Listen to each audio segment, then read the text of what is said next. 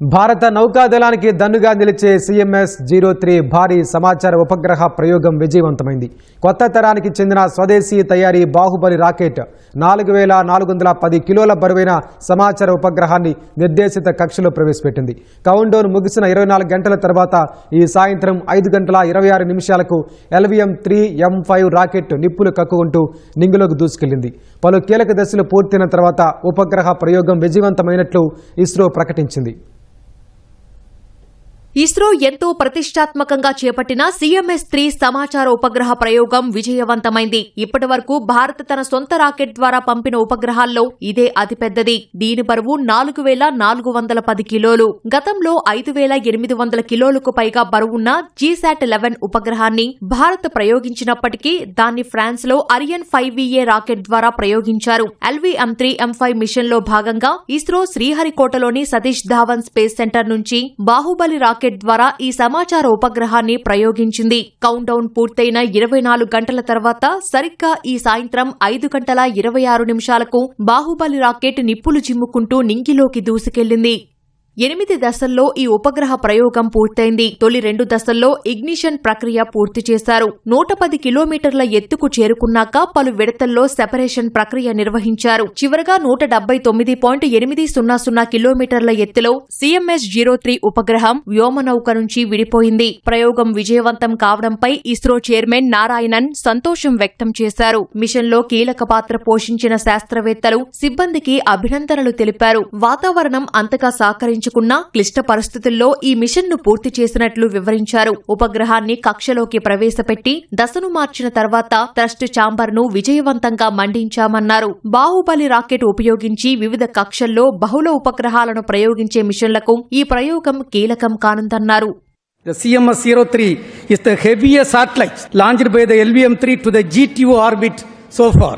For accomplishing this, the vehicle has to be improved, the performance has to be improved in multiple directions for enhancing the payload capability by 10%. In today's mission, all the vehicle systems have performed satisfactorily and the orbit we have achieved within the required specification. I am also happy to announce that till today we have done 8 LVM-3 launches, including the first experimental mission, and all the launches so far accomplished by the LVM-3 vehicle is 100% successful. The CMS-03 satellite is a multi-band communication satellite with coverage over a wide oceanic region, including the Indian landmass, and is designed for providing communication services for at least 15 years. Congratulations to each one of us for the 8th successful mission of LVM-3. And this time, the vehicle has lifted the heaviest communication satellite from the Indian soil, the CMS-03, and injected it into the required orbit.